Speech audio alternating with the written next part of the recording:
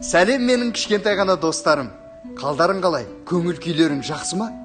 Айтпақшы, мен осы жерден ертегіге толы сиқырлы сандықты іздеп жүрмін. Сендер көрмедіңдер ме? Қайдан тапсам екен? Мына жақта?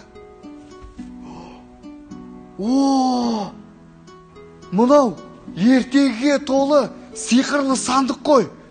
Қалай ашсам екен? Менде бір ой бар.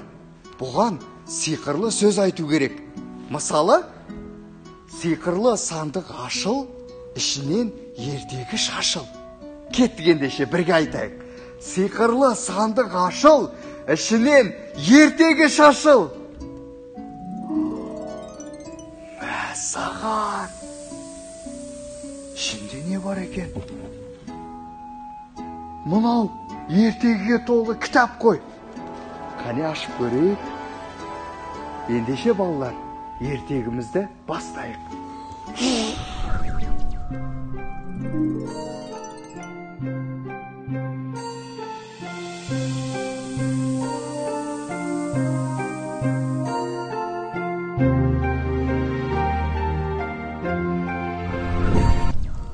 Бүгінгі біздің ертегіміз ерінші етікші жайында.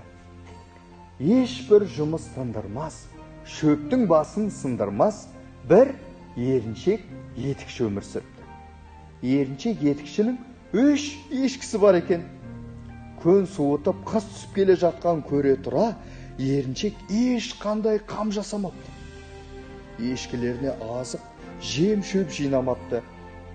Бір түнде ауа райы бұзылып, борандатып қар жауады да, жердің бетін ақ көрпе бүркеп қалды. Ешкілері енді бұрынғыдай өрістей жайыла алмай, су қорада бүрісіп, дірілдеп тұрады. Ал етікші, керек десең сыртқа шығуға да ерініп, әйеліне: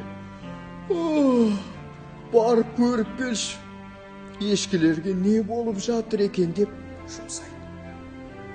Әйелі барып көріп келеді. Бір ешкі өліп қалыпты дейді. Сонда еріншек: мал іші болған соң өлім жітім де болады ғой деп жата беріпті. Ертеңіне еріншек ешкілерді көріп келуге әйелін тағы да жұмсапты. Тағы бір ешкі өліп жатыр деп әйел айтып келеді. Еріншек келесі жан басына аунап түсіп, мал іші болған соң өледі деді. Ал үшінші күні етікші әйелін малды көріп келуге тағы да жұмсайды. Әйелі жалғыз ешкінің де қатып қалғанын айтып келеді. Сонда етікші жаны жан тапқандай бір аунап түсіп: бәйбіше, біздің малдың өлімі осымен ақый-тұқый тыйылған да шығар депті. Терең тыныстады. Ал балалар, осымен бүгінгі ертегіміз аяқталды. Қош, сау болыңдар. Сиқырлы сандық ашыл.